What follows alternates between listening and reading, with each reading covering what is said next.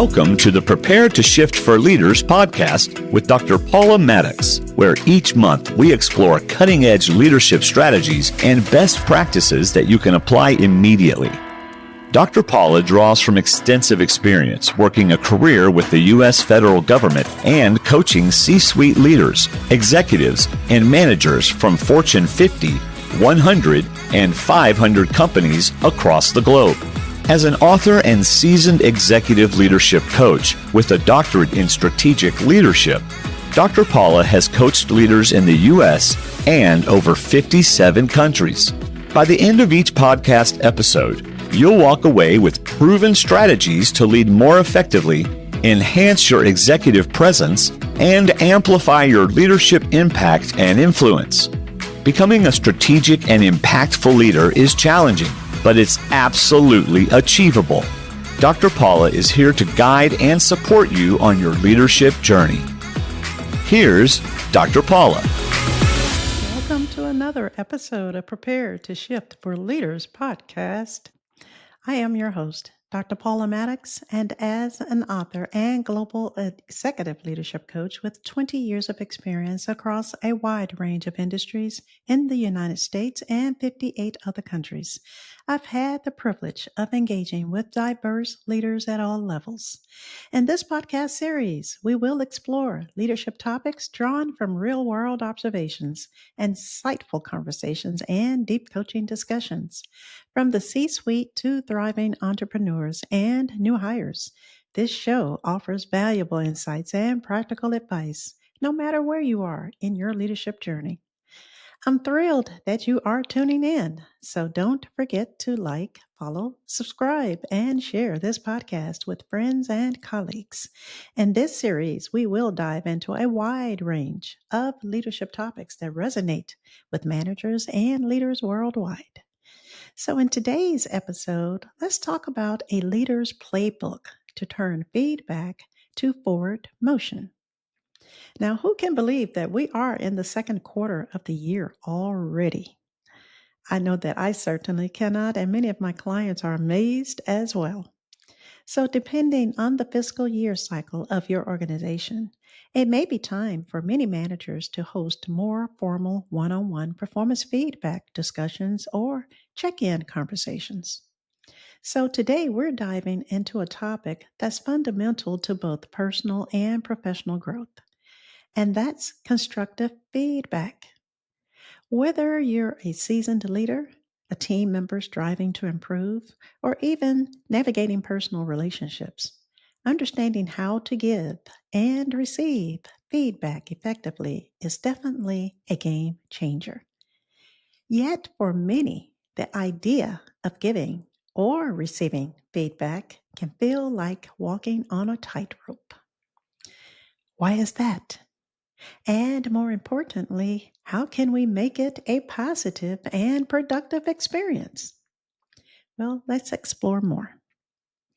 Experts highlight that feedback is like fuel for ambitious organizations because it empowers leaders to exchange ideas, pursue continuous learning, and grow professionally. It's unfortunate that all leaders do not embrace feedback, but receiving feedback, both positive and negative, helps individuals feel engaged, connected, and experience professional growth. And as mentioned in an article recently published by Psychology Today, feedback is a key interpersonal skill that applies way beyond the workplace. It is also an essential skill for healthy relationships in all aspects of life. We must remain mindful as leaders. We are working in a developmental focused work culture. Therefore, feedback evolves into an ongoing dialogue where giving and receiving feedback is a shared norm that strengthens relationships and fosters deep, very deep collaboration. So, what constitutes effective feedback? It goes far beyond the ability to point out errors in what someone did wrong. Experts emphasize and share several key principles. First and foremost, It's so important to differentiate between constructive criticism and negative feedback.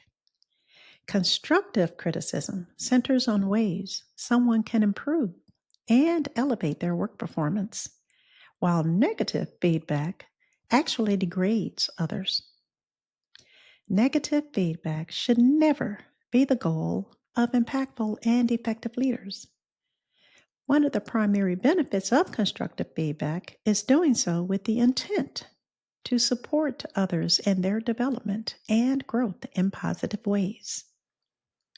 I will share some of my personal story with you. During my long career, all of my former managers did not make me feel excited about what they may convey to me in a feedback conversation.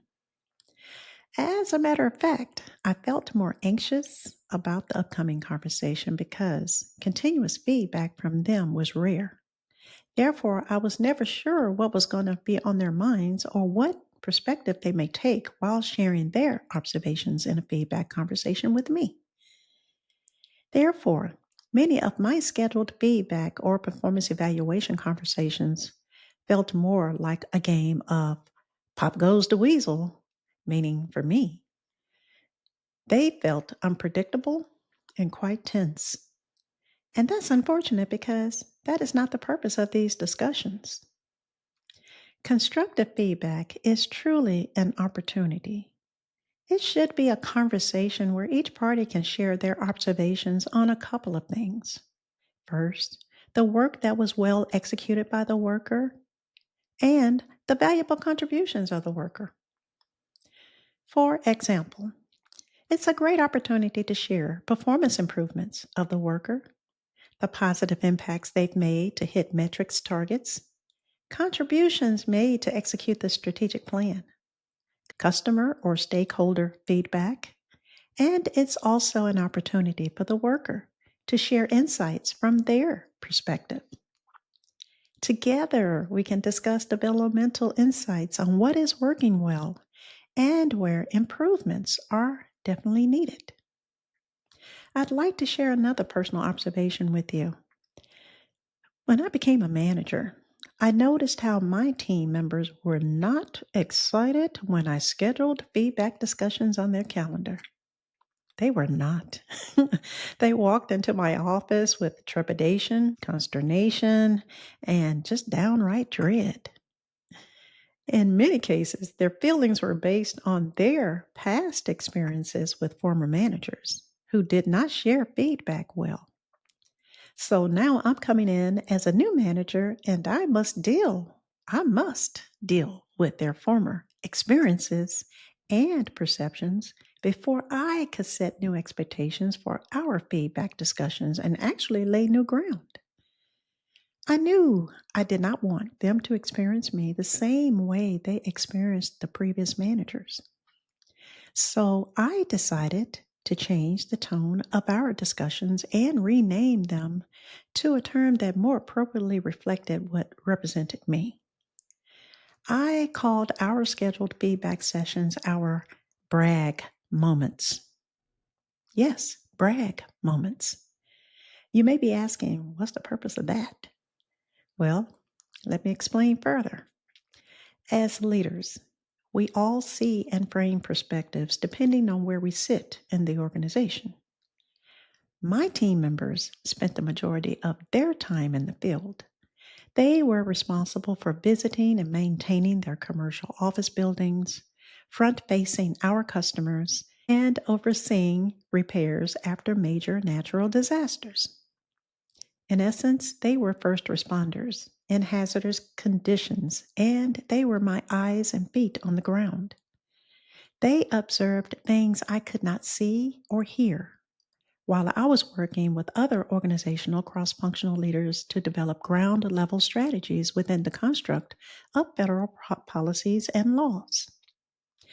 Therefore, I renamed our feedback sessions and called them brag moment sessions because I wanted to be present and attentively listen to their firsthand observations and experiences within their role.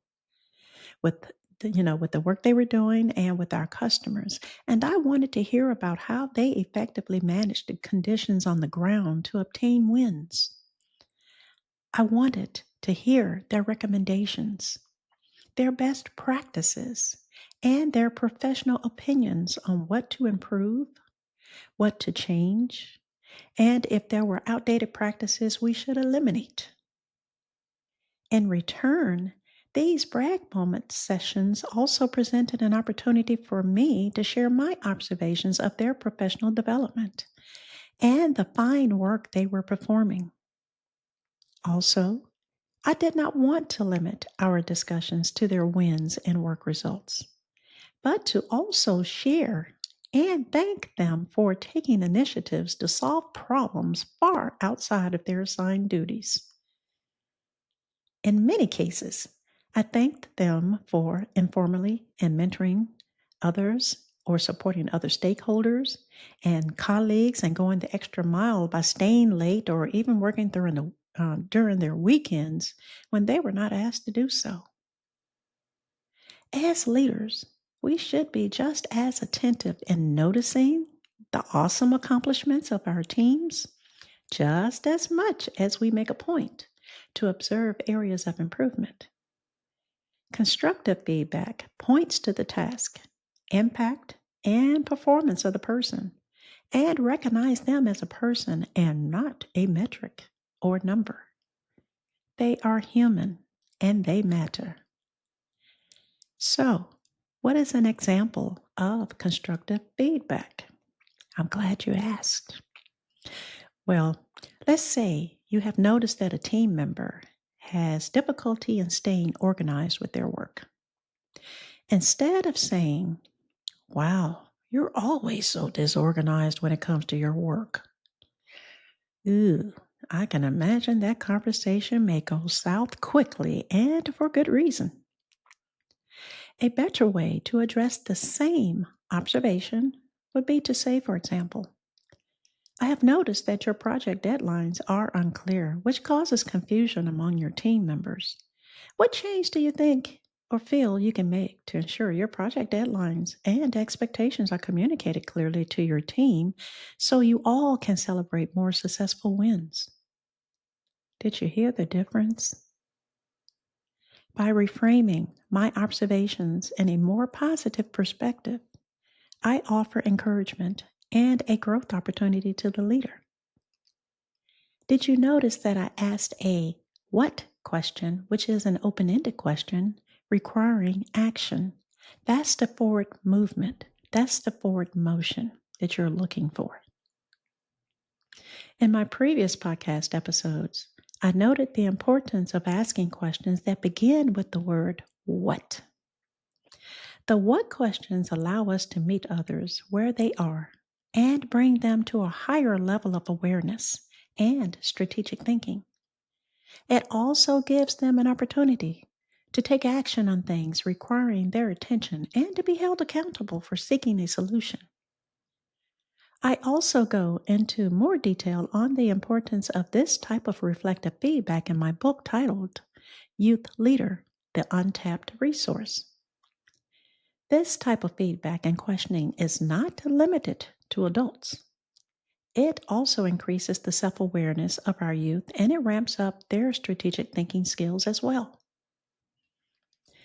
As you can see, people managers have a substantial responsibility to their teams, especially when it comes to formal and informal feedback, which should be shared on a regular basis and not just annually or biannually. As I mentioned earlier, feedback should be constructive, specific, and action-oriented. Another critical factor we should pay close attention to when giving feedback is the timeliness. It should be timely. We should consider giving feedback as soon after the observation or event as possible while it is fresh on the minds of everyone. More importantly, we must consider the context and the emotional state of the recipient. For example, It may be wise to avoid raising issues unexpectedly in the company of others. In many instances, it's best to give feedback in private to avoid embarrassment and encourage the person to listen more openly. Let's take a moment to talk about the I statements when giving feedback or speaking with others. We should make a conscious effort to own our observations, experiences, and professional opinions. So using I instead of you keeps us from sounding accusatory. For example, we may say to someone, "You always schedule too many meetings." Hmm. Well, this statement is quite accusatory and it does feel like an attack. It sets a negative tone for the conversation and invites retaliation. Instead, we can reframe the same observation in a more positive way by stating, "I appreciate the opportunity to participate in meetings. However, a full calendar of weekly meetings makes it difficult for me to complete priority tasks that align with the expectations of my role. What other ways can I support you as I reprioritize my schedule to meet several critical deadlines?" As you can see, it's critical to develop a leadership communication style because leaders do communicate differently. We have to if we're going to bring anybody along with us. So it is always best to frame critical feedback in a positive term or in positive ways and recognize the good things before pointing out areas for change. As recommended by Rebecca Matina, who is an author of a recently published article titled 7 Examples of How to Provide Employee Feedback for Managers. She recommends that we do whatever we can to begin with a comment of appreciation before continuing with constructive points. As always, I will leave a web link to Rebecca's article and all of the articles that I am mentioning in this podcast in my show notes. So be sure to check them out if you like. On the other hand, let's talk about the multiple directions of offering feedback. Yes, there are opportunities to offer feedback to our teammates, employees, but there are opportunities to also offer the feedback up the leadership chain. And we know all too well how we can feel uptight and hesitant to give feedback to our managers or anyone higher on the leadership chain. I totally get it. But again, many times it's about selecting the right time and place for a private discussion. We also must respect their time. So, when giving feedback to someone higher in our leadership chain, we should frame our observations as suggestions or advice rather than grievances. Let's be honest and admit we don't want to hear anyone complaining all day at work. We have our own issues and situations going on. So again, using the I statements become critically useful when providing specific instances and potential solutions. And as mentioned earlier in this podcast, it is helpful to begin the conversation with a compliment or by recognizing them for something they've done that was beneficial or that initiated a positive change. We can also phrase feedback as a question to open the conversation. Here's an example. Would it add value if I documented and shared my observations on the client's performance as the project progresses? Asking a question keeps us in that space of curiosity and away from sounding like we are launching personal attacks against others. There are multiple ways to reframe our thoughts as we offer feedback and manage up. It's just helpful to always do it in a way that others can clearly see an added value or benefit for them.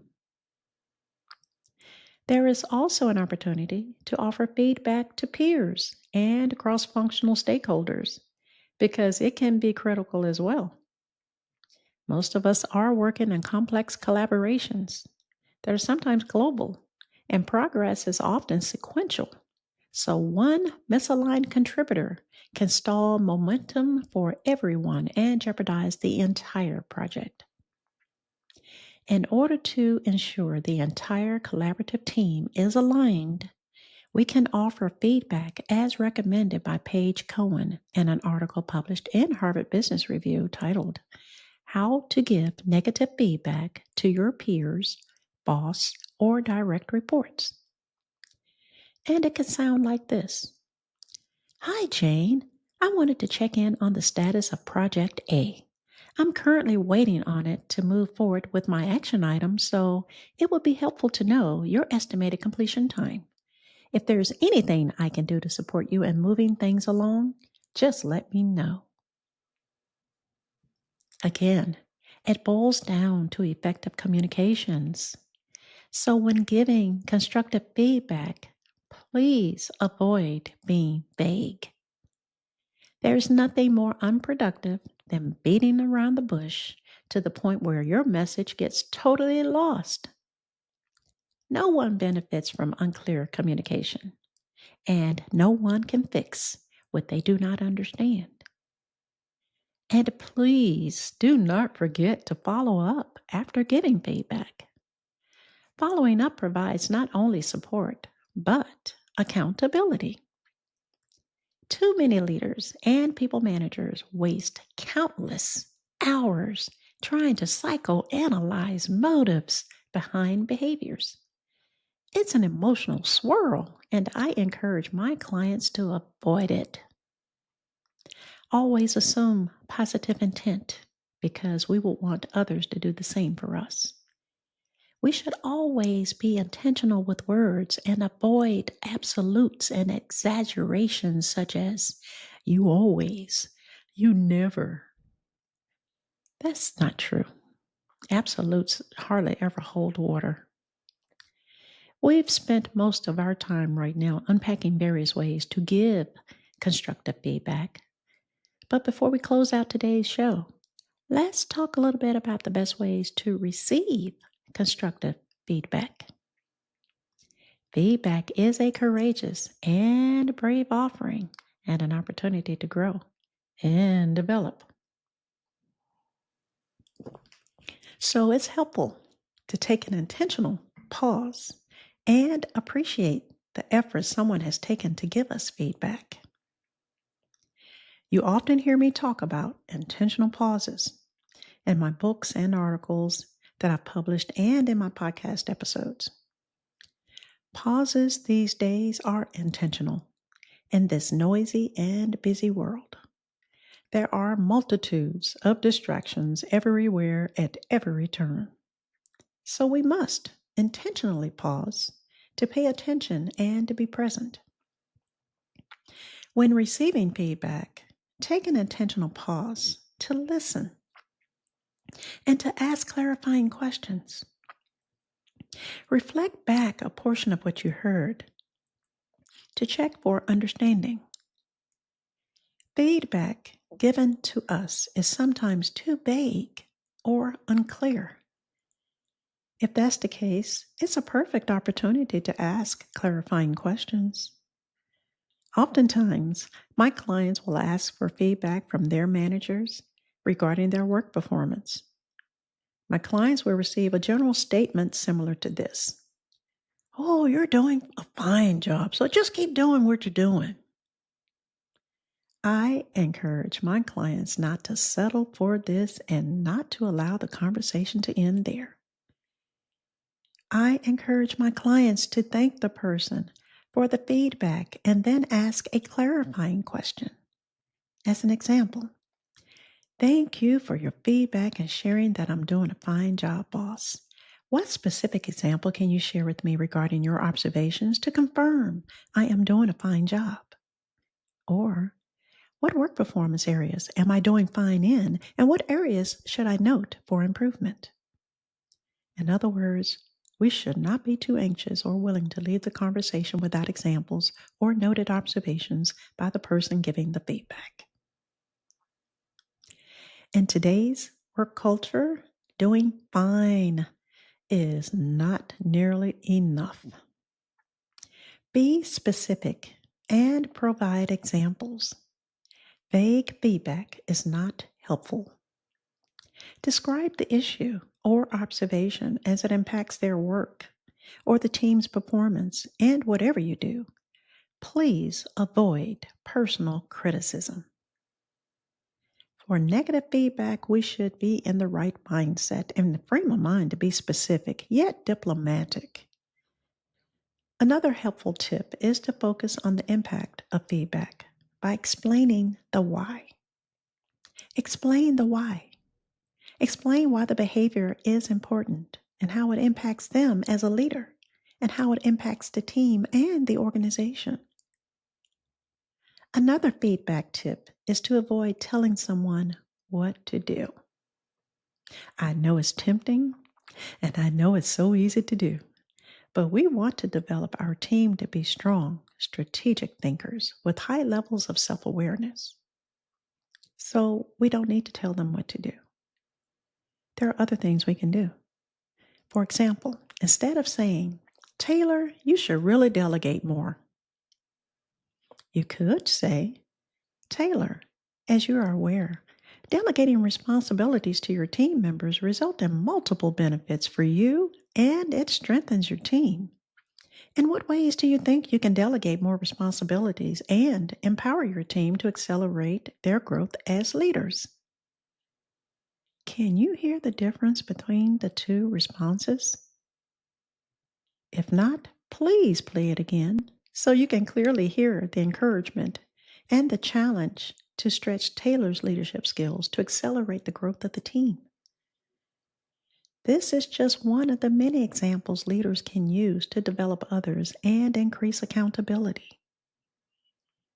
As I mentioned earlier, and I feel I cannot mention it enough, I often recommend that my clients find ways to reframe questions to begin with the word what.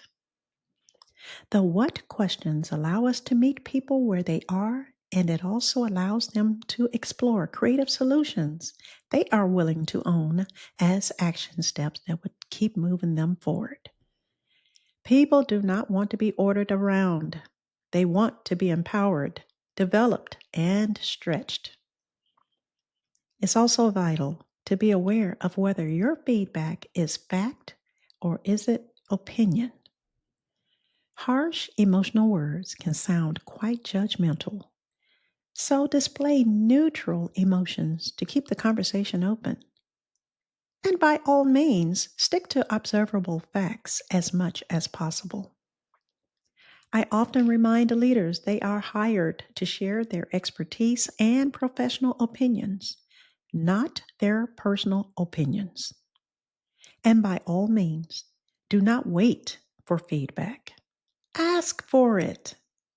Phrase your request in a timely, positive, and open manner.